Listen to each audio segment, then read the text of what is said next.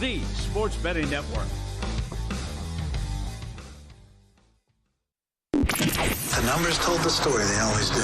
It's one of those idiots who believe in analytics. This is a numbers game with Gil Alexander on VSiN. Good Tuesday morning, too. It is a numbers game at VSiN, the sports betting network. VSiN.com, Game Plus, iHeartRadio, YouTube TV, and of course, SiriusXM channel 158. It's Gil Alexander. That right there is Kelly Midland, y'all. Heyo. How you doing, man? Great. Doing fantastic. Stifle to sneeze just before the show? No, I don't know. I've got that I'm about to sneeze feeling, but we'll see. Might be an entertaining first segment. Tell the people what you screamed right before we came on air. I'm gonna sneeze. That's what he did. But apparently no sneeze. On the show today, on the heels of having Cleve TA on yesterday to give us a little preview of his NFL guide, how about some Aaron shots today? How about some Aaron shots about 15 minutes from now? Let's do it. The founder of what was Football Outsiders, still is Football Outsiders, I guess, but he was the founder of Football Outsiders, the creator of DVOA, which breaks down NFL plays on a granular level and assesses them based on league average. And he's done it for, at least he's gone back to the, is it the very beginning of the 80s or the very end of the 70s? I think we're into the 70s. In terms of play-by-play data. 91 Skins, best team of all time, by the way. Just want to point that out. But his preview guide is out now. He plies his trade over there at FTN Sports. And Aaron is podcasting a lot this year. He's always kind enough to come on this show. He does so quarterly on a numbers game. Always comes on the Megapod. We always have him for a full season preview. We'll get some of his bets, some of his more controversial thoughts heading into this season as well. Yeah, man. Love talking to Aaron. Preseason, our quarterly check-ins with him, always great. He's got, just to let you know what we might be talking about here, he's got Washington beating Philly in the NFC East. Really? Not a consensus thought by many. No, not at all. And in addition to the... it's always great talking to these guys. They're like Cleve yesterday, shots today. They've always got one or two. Oh yeah. Opinions that are out there a bit, right? Absolutely. But man, they are usually more right than not. Yeah, and Cleve yesterday, for those who missed it, he has the Titans. One of his bets was the Titans to make the playoffs. That a lot of people sort of eyebrow raise on that. But he gave a good sort of impassioned speech as to why. He talked about Jonathan Gannon of the Cardinals for Coach of the Year. So we'll get some thoughts from Aaron here momentarily. Drew Dinsick will join us hour number 2. Tennis plays from Drew, NFL thoughts from him as well. We'll also look at, give our own thoughts on Comeback Player of the Year, Coach of the Year in the NFL. Do that a little later on. Yeah. I think Coach of the Year's fun actually this year heading into the season. There's a few on there that I think are fun. Like Gannon's one that I like too. Gannon's one that I love. Yep. He's up there, but there's a couple others I think that are at a little bit longer numbers that I like that in that market. And then, Comeback. It's our favorite and least favorite award that's ever been created. It's staring at me already, Gil. Like there's a name on there it feels way too obvious. And yes, it's one of the shorter shots, but. I'll cite this again later, but let's just review. Beginning with the 2024 season, the criteria for the Comeback Player of the Year award was changed to emphasize players coming back from, quote, illness, physical injury, or other circumstances that led them to miss playing time the previous season. Other circumstances is a big catch-all. I mean, hey, man, if they want to play everything out like they did last year, I'll take this situation every single year, man. That was good money on Burrow with comeback last year. As opposed to players having resurgent performances or coming back from sucking, as we like to call it. Yes. Yeah. And then we'll also do regular season best record in Major League Baseball, which I'm not sure if there's a bet there or not. I'm not sure if I would make one in this, but I do have a thought if you made me bet one. I would bet. The most fascinating thing about this market, Gil, because I've kind of been tracking it a bit, is just how much it changes day to day. Like, it's wild. The pricing, will move 20 cents after a team loses one game. Are you suggesting that human beings are overly reactionary to things? That's incredible. Yeah, that's exactly what I was. Yes. Yes. Yes. Tennis plays. Let's start with those. Yesterday, a 2-0, the old clean sheet in tennis. And I will only bring that up to say this. We hit on the men's play, Matteo Gigante. He won a third-set tiebreaker, so nice to have some tiebreaker luck go our way. But it was a good fortune day all around because we won a match. Antonio Ruzic at plus 140. By match time, we had the old 30 cents of CLV. She was like plus 110. And it looked like, Kelly, that it was going to be the old typical, hey, great, 30 cents of CLV. Guess what? We got crushed. She was down in this match. Oh, my God. Do we have the graphic of this? Do we have the graphic of this? Yeah, we do. Antonia Ruzic was down to Anastasia Potapova yesterday, and she was down big. 6-2, 4 love, or 2-6 love 4, love 15, if I want to say it correctly. So she's down 6-2, 4 love. Potapova's 7 points away from winning this match, and Ruzic is a million miles away from winning the match. She's got to figure out a way to overcome a 4 love 15 love deficit and then win a second set, and she did just that. We came back from that score to win it, plus 140. And Ruzic just, she bageled her in the third set because Potapova was so distraught. Well, after gacking number 2. It is so nice to have one of those go your way. It's not even fun. I was going to say this isn't the celebrating. This is just the recognizing when if you're going to complain all the time about things always going against, you got to recognize when things go your way, right? Ergo, my showing the graphic here. That's right. Today we have 4. Again, the ladies are in Montreal, Kelly's favorite place on earth. That's right. After his trip there. And then and the men are in Toronto. I have 4, 1 on the ladies' side, 3 on the men's side. On the ladies' side this morning, now work with me here. I'm on Maya Joint against Leylah Fernandez. Leylah Fernandez just destroyed everybody in D.C., including Maya Joint, by the way. A lot of narratives in this match here. Maya Joint not on grass. Hard court. I see what you're doing. Joint, grass. I got what you're doing. Yeah, that's right. And then what's up with Leylah these days? Leylah she just came off her 4th career tournament win, her first 500 win in D.C. I don't care about that. What's the update with her personal life? She's letting everybody slide into her DMs. She wants to go on a date. I don't think she's gone on the date yet, but I'm going with Maya Joint. I think Leilah's just it is her home also. I just think Joint is going to capitalize. Joint is good, man. She's going to capitalize on a little down spot here. You know how you talk about those in football all the time? Yeah. It's a spot. So this is a spot for Maya Joint at a big number, plus Matt 162. Brown, big spot better. He loves spots. On the men's side, 3. Beginning with Corentin Moutet. Sure. I should have let you try that. I'll do the second name because it's one of my favorite players on tour. Versus Jensen Brooksby. Yeah, Moutet I got at minus 120. Again, all picks. Everybody on VSiN, hosts, guests, sport, doesn't matter. VSiN.com/picks. If it happens on our air, it ends up on the VSiN.com/picks page. For subscribers, additional picks there as well. So if you had been a subscriber, you'd have gotten this at minus 120. I just saw it at circa at minus 135. I don't know that I would play it at minus 135. I wouldn't go above the minus 120s on this, if you can find it. But Corentin Moutet, minus 120 versus the American Jensen Brooksby. Then Tristan Skolkate, who just beat your boy, João Fonseca. Really? Yeah. Took him down yesterday. He's going up against Matteo Arnaldi. I believe he continues this. He's at plus 150. And then the long shot of the day, those are all... nothing wrong with the plus 162 and a plus 150 that I've already mentioned. But Emilio Nava, plus 235 against... Would you like to try it? I know Ugo Humbert. There you go. Ugo I know Humbert. Ugo Humbert. We go way back. There was a shot you were going to go Hugo Humbert. No, Ugo and I go way back. Okay. So Nava at plus 235. Humbert, a great player, but not having the best stretch of his career right now. So those are the 4 plays. Joint on the ladies' side, Moutet, Skolkate, and Nava on the men's side. Yeah, you should have had me do Moutet. That's the one you should have done. By the way, Moutet's one of these players, completely level-headed when he plays tennis. Oh, never a tantrum. He's a hothead. Oh, it was like I said yesterday. It was awesome doing the show, Ready Set Bet with Tom Byrne on Saturday. It was one of those. He listens all the time.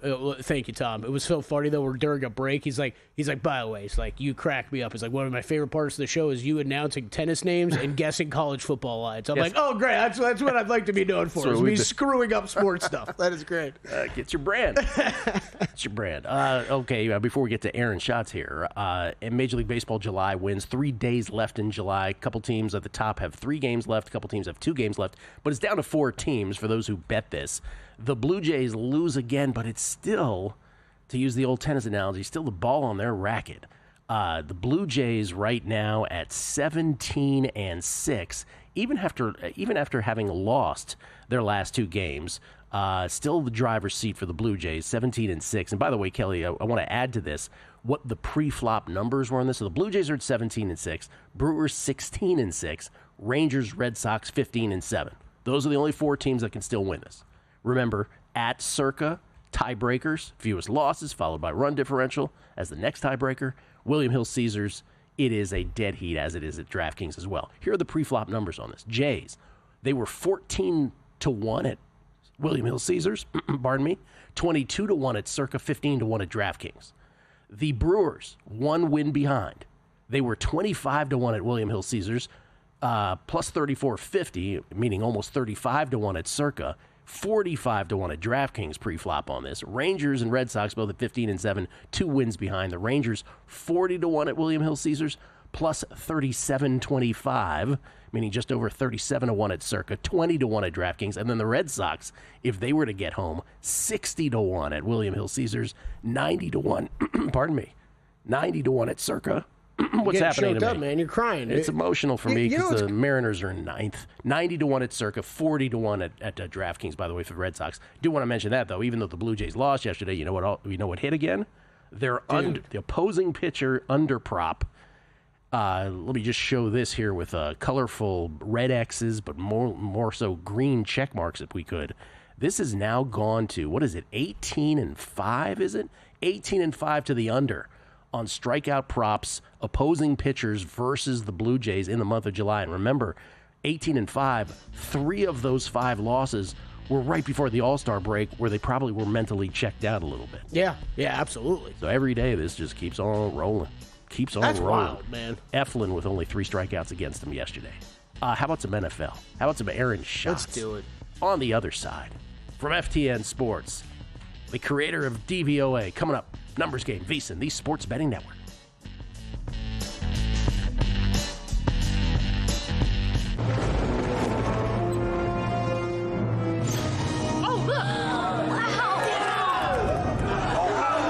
Derek, what's the guarantee?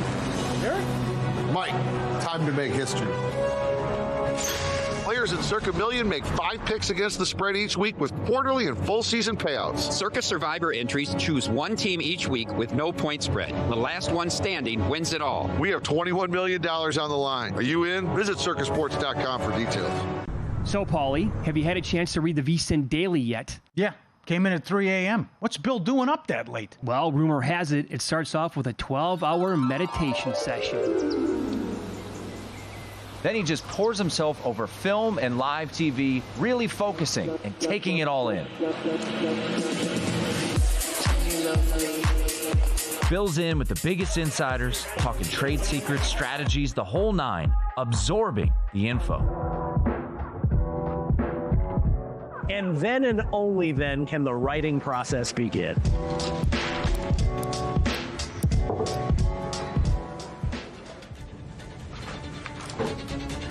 In Las Vegas, Bill's late night becomes your early morning. Wake up to the very latest betting insights in your inbox with the VSiN Daily. Sign up for free at vsin.com/newsletter. Coming up on the next edition of Follow the Money, Lou Finicaro on the show. A couple of NFL win totals he loves. Jeff Seeley will join the program. Talk best bets from the Wyndham Championship, good card in MLB, Rays Yankees, Dodgers Reds, and Cubs Brewers, 3 WNBA games, plus a conference preview in college football. Follow the Money, 4 to 7 Eastern on VSiN, the Sports Betting Network, now Sirius XM Channel 158. Check out the website for all our betting tools and analysis, or get the VSiN Watch app.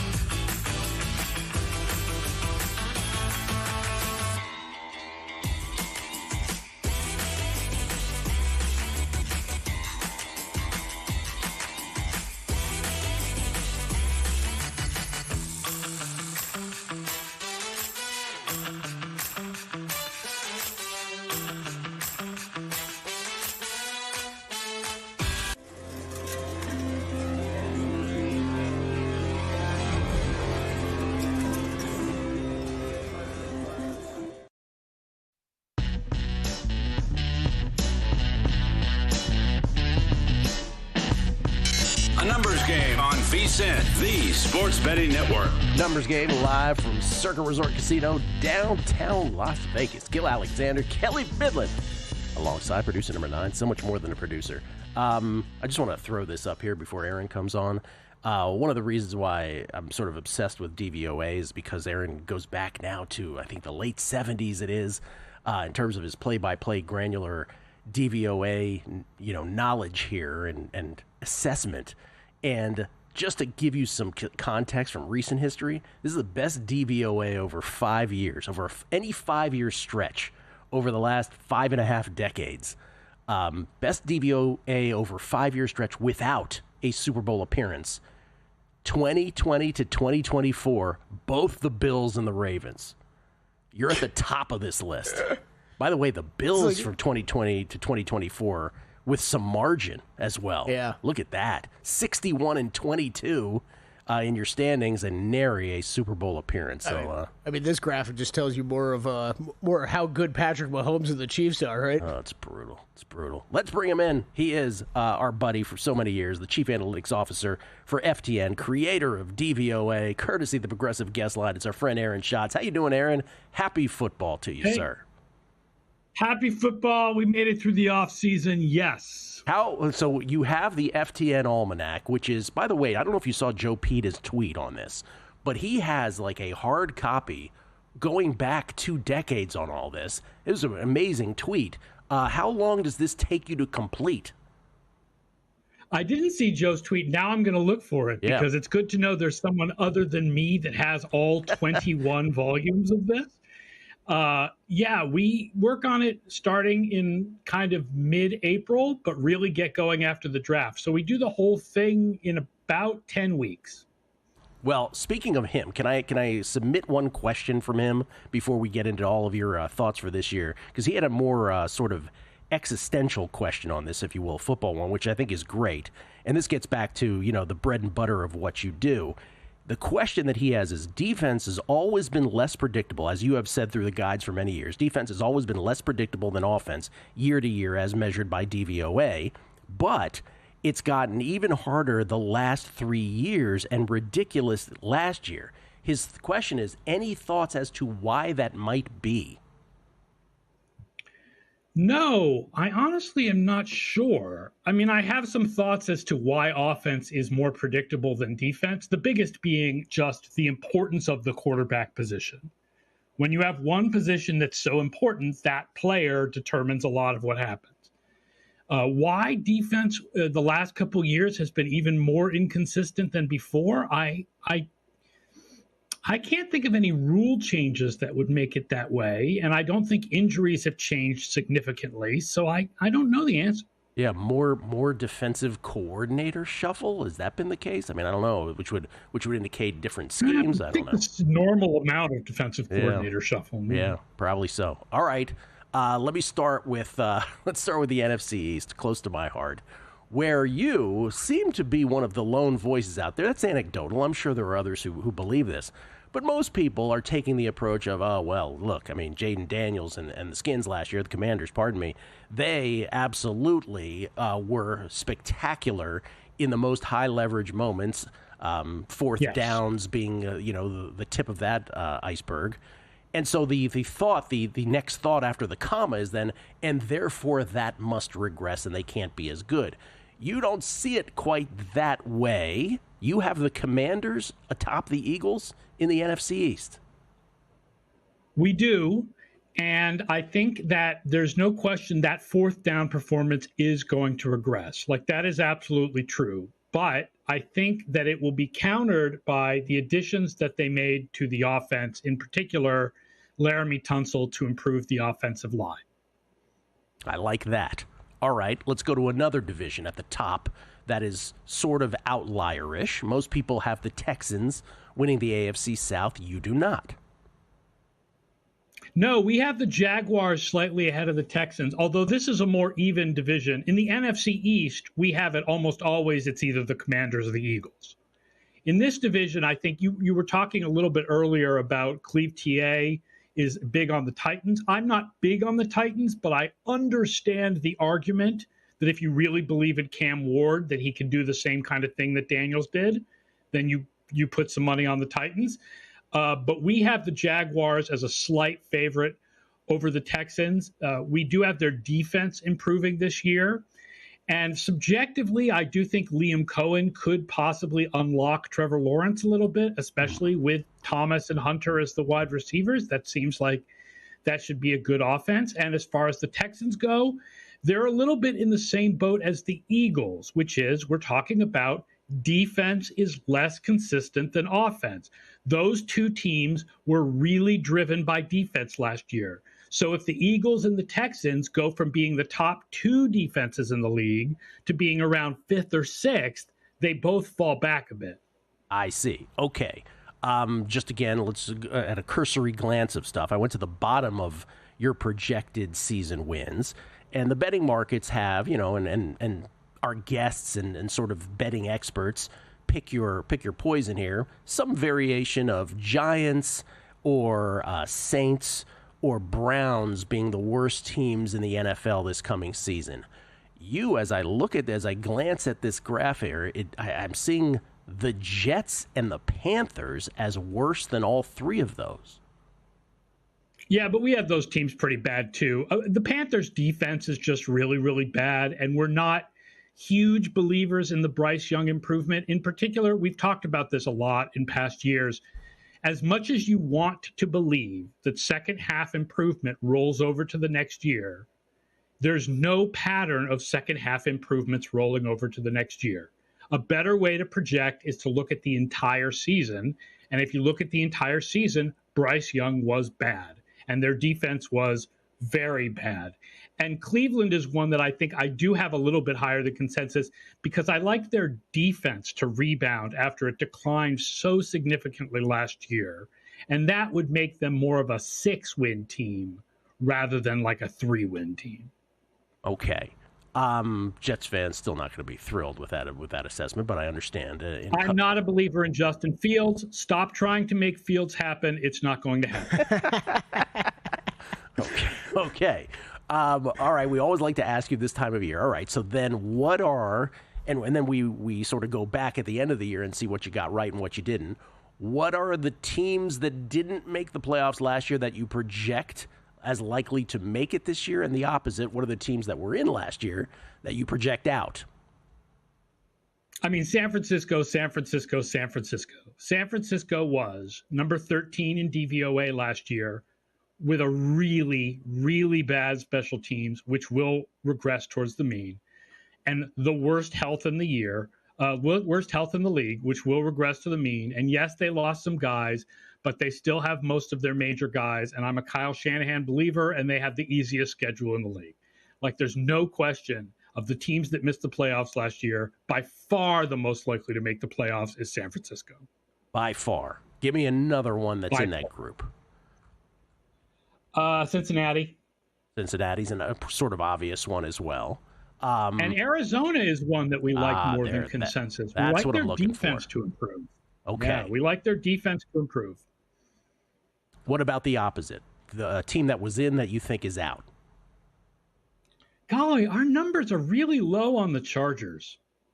I was a little surprised that we came out so low on them. We really have their defense regressing, and I think that's just a question of, is Jesse Minter a really special defensive coordinator, or is Jesse Minter just kind of got lucky last year? Because they got a lot of defensive performance last year out of guys that you wouldn't expect it, like a fifth-round rookie like Tarheeb Still. Like, can Tarheeb Still do again what he did last year? And they lost Poona Ford, and they lost Joey Bosa. Obviously didn't play that much last year, but the receivers are not impressive other than McConkey. We're not really high on the Chargers. That's the big one. The other one is Minnesota, because you have to assume that J.J. McCarthy will be bad because he's effectively a rookie, even though he's in a great situation.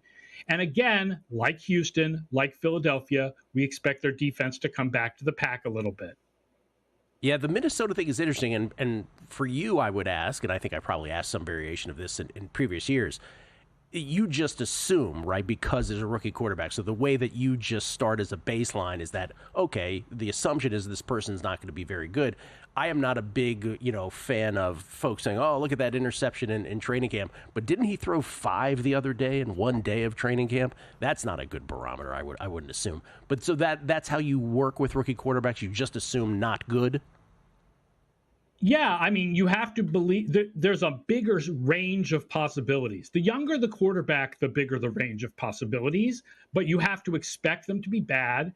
And then if they turned out to be C.J. Stroud or Jaden Daniels, you're in an awesome situation. You're in an awesome situation. All right, we'll come back. One more segment here with Aaron. He happens to be a voter of all NFL awards, Associated Press NFL awards. We'll get his thoughts on some of those and some best bets with Aaron Schatz, the creator of DVOA and the chief analytics officer at FTN Sports. You can follow him on Twitter at @SchatzNFL. Coming right back here on A Numbers Game.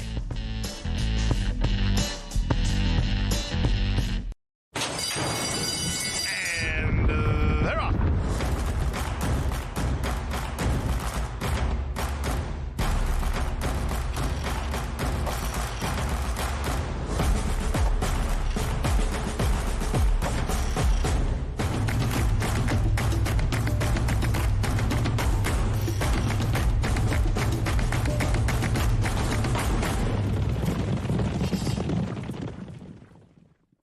Gear up for football season the sharp way with a VSiN Pro subscription.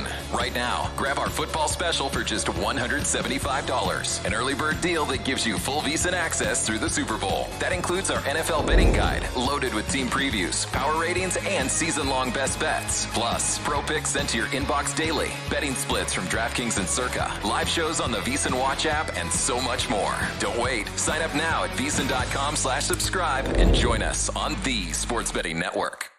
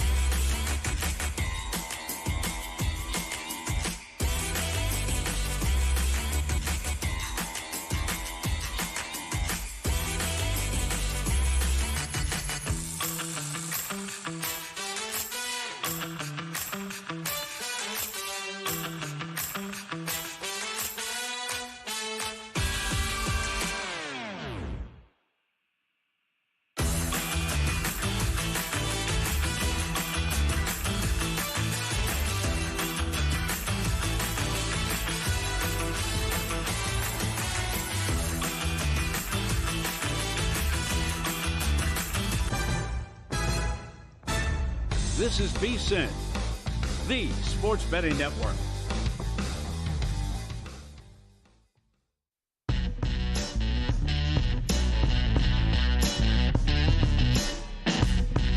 A numbers game on VSiN, the sports betting network. Want to bet smarter? I know you do. Start with Smarter Insights. Right now you can check out Greg Peterson's MLB Best Bets. Love some hoops. Steve Makinen's bullpen betting systems and NFL preseason betting tips. And later today, you can check out Tyler Shoemaker's WNBA picks, Josh Applebaum's MLB Best Bets, and Zach Cohen's tennis picks. Right now, you can sign up for full VSiN Pro access until the Super Bowl for only $175. Head to VSiN.com/subscribe to sign up today. Real quick, this is from Aaron's Twitter at AShotsNFL. That's SCHATZ NFL. Here are the percentages of how often these teams win the division in FTN simulations. Buffalo, 72%. Baltimore, 70% in the AFC East and AFC North, respectively. And then a bit of a drop-off. Detroit, 54% to win the NFC North. Tampa Bay, 53% to win the NFC South. Commanders, 52% to win the NFC East. All the way down. There's some tight divisions there, right? The Niners, 51% to win the NFC West. KC, 48% to win the AFC West. And there's Jacksonville, who we talked about, at 42% to win the AFC South. Of the teams that they project second, the most likely to win their divisions are the Texans and the Eagles. There you go. Aaron joins us once again. Aaron Schatz, that is Chief Analytics Officer at FTN, creator of DVOA. Courtesy of the Progressive Guest Line, he joins us from his lair there in Massachusetts. Aaron, where can everybody, first of all, it's called FTN Fantasy, right? What's the website exactly, and where can everybody get all of your stuff most easily? The website is ftnfantasy.com, and you can find the almanac at ftnfantasy.com/almanac. Of course, you should check out everything at FTN. Jeff Radcliffe is an award-winning fantasy projections guy. So our projections are very good, whether you want to play preseason over-unders or you're in a fantasy league. The physical copy of the book is also on Amazon. Search for FTN Football Almanac 2025, and make sure you get the one that's listed as being written by me. We've actually been spoofed on Amazon. Accept no alternatives. Get the real book. You're doing that with a smile, but how rotten are people, Oh, for my real? God, it's crazy. It's so stupid. It's beyond stupid. I got to think most people are smart enough to know the one that says Aaron Schatz's book written by Aaron Schatz is probably the right one, not the one written by some other dude. Yeah. But he's using your name too, right? He's trying to throw your name in there also? Yeah, it's not listed as written by me, but my name is in the title, which is like, hi, my name. How are you doing? Okay, get the one that's written by Aaron. All right, let's get to it. Biggest difference between your projections and Vegas numbers. I open the floor to you. Eagles. The Eagles are the biggest difference, although I think we're a little low on them because the projection has them 6th on defense. I think it's more likely they're 3rd or 4th, but that would still be a big difference. They have the 2nd hardest projected schedule in the league. So if their offense is about the same as last year and their defense is not quite as good because they were so good on defense last year, then you're not talking about a team that wins 12 games. You're talking about a team that wins 10 or 11 games. Other big differences, the Chargers, who we are low on, we're higher on the Raiders, although that drops a little bit with the Christian Wilkins thing. We're a little higher on the Browns and the Jaguars. And when you say a little higher, we're talking season wins. You would bet over in season wins on those last 3 you just mentioned? Yeah, over on the Browns, the Jaguars, the Raiders, and under on the Chargers and the Eagles. Those are our biggest differences. Biggest differences in terms of season wins. Is there an outlying division bet that you like somewhere? Just based on the number? Jaguars to win the AFC South, I think, and Commanders to win the NFC East. Those are our two, because the 49ers, I think Vegas is on to, like, as the sort of quote-unquote surprise division winners. Plus, they have a lot of competition in their division, whereas I think the Commanders' only competition is really the Eagles, and the Jaguars is mostly the Texans. Okay. One of the reasons we love you so much is you're a voter. You are one of the 50 folks who have a vote. on these NFL awards at the end of the year, and this is not a pleasant moment. We were even with you, right, at, was it Carbone, me, Matt Brown, Kelly, and you were at Carbone when they announced when Lamar Jackson won the MVP award, but not unanimously. You just missed by one vote. You knew that vote was yours, and we sort of lost you for 5 minutes because you were just worried about. The irony is, that last year I voted for Lamar Jackson and Josh Allen won. So as far as I'm concerned, the right guys won in the wrong years. Yeah, and Lamar handled it better than most others did. By the way, Lamar was cool with it. At least that's what he said publicly. So you're super nice about telling us during the year as much as you can. The further out we get, meaning the closer to the actual award, your ballot being submitted, the less you can really say. But now you can say anything you want. What do you think projection-wise on some of these? I mean, MVP usually goes to the best quarterback. So I think that the odds are about right as far as who's going to win regular season MVP. I mean, Allen and Jackson, if Burrow can lift that Bengals defense, he's definitely a good possibility. I would say that the surprise might be on that list would be Kyler Murray. If we're right about Arizona, that he might, really surprise. But if we're right about Arizona, it's more going to be about the defense. So I'm not really that much higher on him than the odds. Yeah, your opinion on this is pretty much what ours is, which is you can try to force an MVP bet here, but it's kind of properly priced at the top. Josh Allen. We know who the best quarterbacks. Yeah, we know who the 4 best quarterbacks in the league are. They're the 4 guys with the favorite odds to win the MVP. Yeah, Josh Allen, Lamar Jackson, Joe Burrow, and Patrick Mahomes, who he's referring to. By the way, Kyler Murray, 28-1 if you're interested. What about Offensive Player of the Year, which has become the sort of player who is not a quarterback award? Yeah, I would bet that the best bet is probably a receiver rather than a Saquon Barkley winning it again. I would rather go with like Jamar Chase or Justin Jefferson. If Jefferson is not actually, it's interesting. You've got Puka Nacua and Jefferson both listed at 16-1. Nacua might be more likely because we don't really know what McCarthy's going to be. Stafford and Nacua can put up really big numbers with Devontae Adams having to take some of the defense's attention away from him. But I would bet that a wide receiver is a better bet than Barkley winning it a second year in a row. Yeah. I used to flippantly say here on the show, well, Stafford is trying to feed his boyfriend Cooper Kupp the ball when Puka Nacua is right there on the other side of the field wide open. We don't have that problem anymore. So Puka Nacua, maybe this is the year. Yeah, Chase may have the second lowest odds, but Chase at plus 950 might be the best bet. Might be the best bet. Jamar Chase plus 950. All right. How about Coach of the Year? Wow, that's an interesting one. I'll tell you that the way I've been thinking the last couple of years is I try not to base it entirely on how a team does compared to expectations, because part of the expectations is that you have a good coach. If the Lions meet expectations this year, it means Dan Campbell did a good job, right? So he should be considered. But I know that the odds are, and the award usually goes to the team that comes from out of nowhere. So given my projections, the best bet is Liam Cohen, because if the Jaguars win the AFC South, there will be a lot of people wanting to do Liam Cohen, and 12-1 seems like good odds there. Peyton at 16-1 is interesting given how much my numbers like Denver this year. That would be an interesting one as well.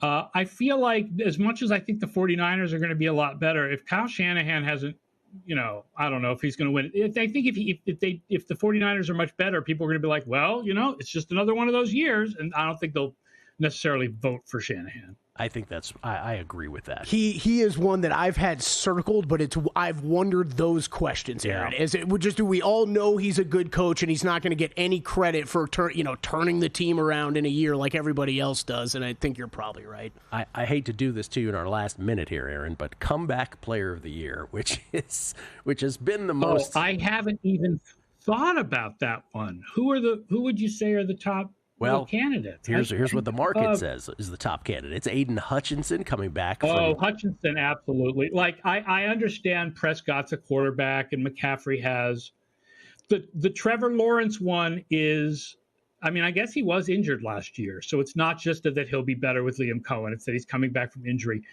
Aiden Hutchinson is probably the best. I mean, even at the lowest odds, he's a pretty darn good bet. Nick Chubb is an interesting one. The reports out of camp on him are not that good, but that Joe Mixon injury means he might get a lot of play. Yeah. Yeah, the interesting thing about comeback player of the year, and I hadn't realized this, a quarterback has won it every year since, 20? I mean, and again, is this coincidence or not? And it doesn't have to be a quarterback award. You can go with another player. That's why Aiden Hutchinson, I think, makes a lot of sense as the favorite. Last quarterback to win comeback player of the year, Keenan Allen. Last non-quarterback. 2017. Yeah. Last non-quarterback, pardon me. Last non-quarterback. Yeah. By the way, Keenan Allen's still out there, unsigned. Looking for a job. Aaron, love it. Thank you so much, man. Appreciate it as always. FTNFantasy.com/almanac. Bam. There you go. Coming back with some MLB talk next. As sports fans, we may cheer for different teams, but there's one thing that we can all agree on. We want the game to be big. And with 3 levels, 30 cabanas, a 143-foot screen, 6 clean pools, and endless cold drinks, it doesn't get any bigger or any better than Stadium Swim in Las Vegas. All sports, all seasons. It's more than a pool deck. Stadium Swim is the only thing like it in the world. Elevate your sports betting game with VSiN's exclusive betting splits. Stay ahead with real-time market trends and track bet percentages on any matchup. Then uncover the edge by comparing them to the amount of bets placed to find out where the sharp money is headed. Upgrade to VSiN Pro to access betting splits, live odds, line moves, power ratings, and in-depth game analysis. Go to VSiN.com/pro to join VSiN, the sports betting network.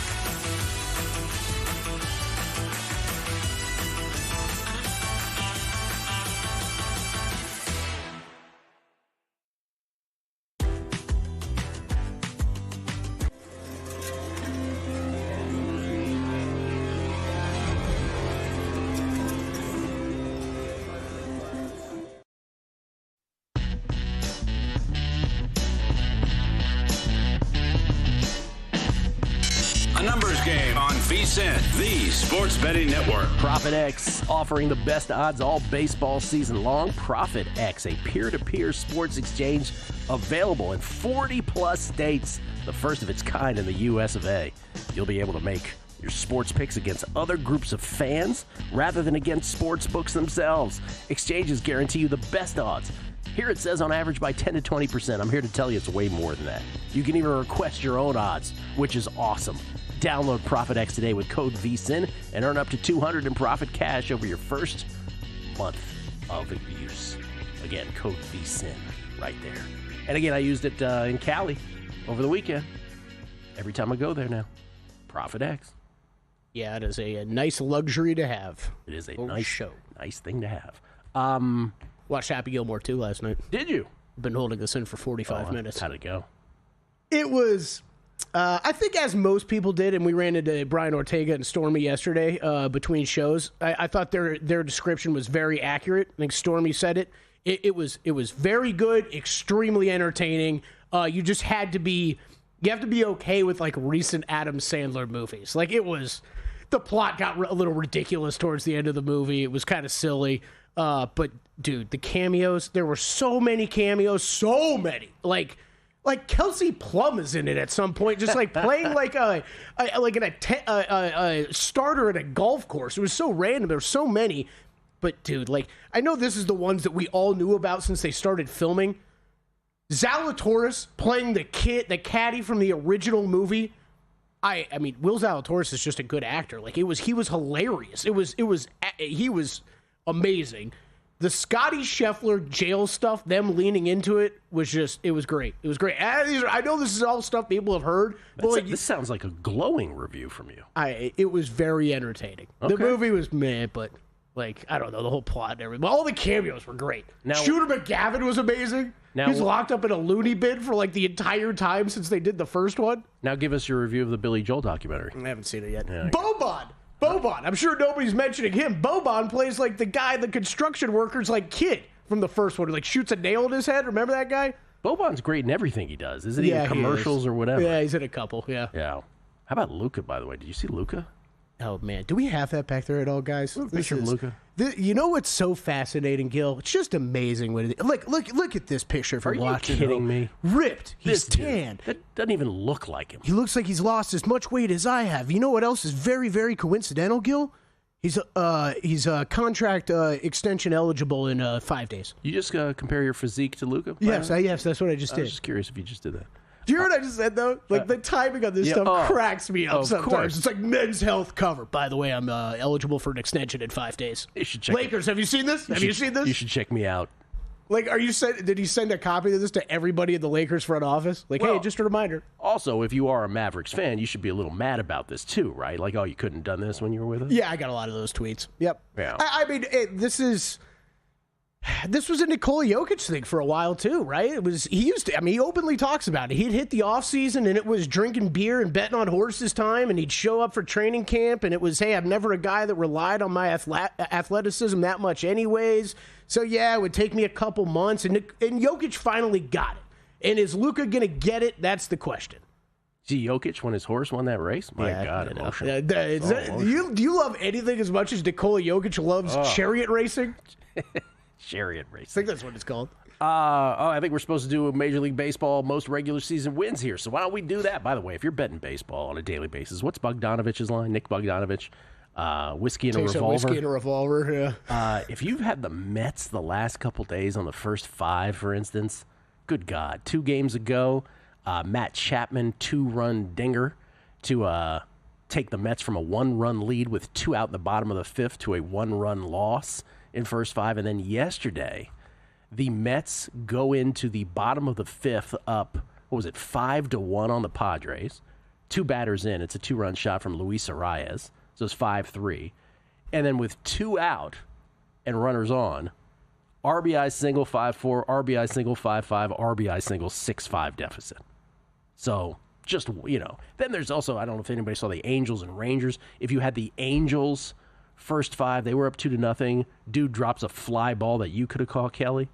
Angels do end up winning the first 5 in the bottom half of the 5th, though, after the Rangers tied it on that. So there's all kinds of things on a nightly basis. There was ninth inning shenanigans last night in a bunch of games. So, yeah. If I gave you a glove right now and we just went out and shagged fly balls. This is a great question, by the way. How well do you think you'd do? First of all, when's the last time you've done that? Okay, I'm going to tell you this. Fly balls, these guys make it look so easy every night. They have like a honing device in their brain. It would I will misplay the first 5 for sure, meaning not dropping, but I won't be able to figure out where it's going to go. Yeah. That's a good call. I'll be like, oh yeah, I'm under it. Oh my God, it's far over my head. That's a good call. Yeah. That's the first thing you have to get the timing of. Once you figure that out, you're all right. Well, I learned that with the fielding Matt Brown's punt. I was lined up way too short. He bombed it over me. How's your calf, by the way? It's okay. Yeah. I still get concerned about that stuff, though. Yeah. It's bad. As you should be. Odds to finish Major League Baseball regular season with the best record. That is something you can bet on. The Dodgers are plus 160. They are your short shot. Followed by the Mets and Cubs, both at plus 550. The Brewers at 6-1. The Jays, the Blue Jays, 7-1. Phillies plus 750. Tigers plus 950. And then everybody drops off after that, 22-1 and beyond. I do believe, Kelly, by the way, if you're wondering, best record in Major League Baseball right now with the associated numbers on this. This is pretty. It's pretty tight at the top, right? You have very tight, yeah. You have it's the Brewers, right, at 63 and 43, incrementally better than say, or half game better than the Blue Jays. Yeah, you got 62 and 44 on the Cubs, 62 and 45 for both the Dodgers and the Mets.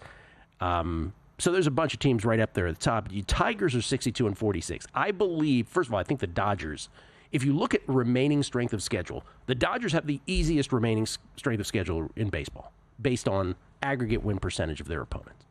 Dodgers, 30th. In other words, the easiest single remaining schedule in baseball. So should they be plus 160? Yeah. I mean, listen, whatever you think of the Dodgers, and it's probably, they kind of feel underachieving. They're still at the top of the standings, Major League Baseball wide. Not at the very top, but they're right there, right? And if you've got the easiest schedule remaining, plus 160 is sort of justified as the short shot. If you were to make me make a play. I think I know where Gil's going to go here. I think. Going Tigers. Plus 950. I was wrong. Where do you think I was going? Your Astros. My Astros? First of all, they're not my Astros. I got nothing on them. Only 3.5 games back. Yeah, the Tigers at plus 950, again, 28th, so in other words, third easiest remaining schedule. 484 aggregate win percentage of their opponents. Tigers plus 950 to me still seems like the best play on this board to end up with the best regular season baseball in all of major leagues. Again, AL and NL together. I just feel at the odds, that's the one that makes the most sense. The Astros, I just don't believe in them. Right, there's a bunch of so like the Yankees, right? I've totally just mixed up the Astros and the Rangers is what happened. Oh, is that what I was like? That's totally what what are you talking about? The Yankees, for instance, right, 30-1. Like their run differential means that they should probably have a better record than they do. The problem is that those wins are not banked, and they're doing. You know what they're doing when people say, "Oh, are they a buy or a sell here before the trade deadline?" You know what the Yankees are doing? It's a very soft buy, is what they're doing. A very soft buy.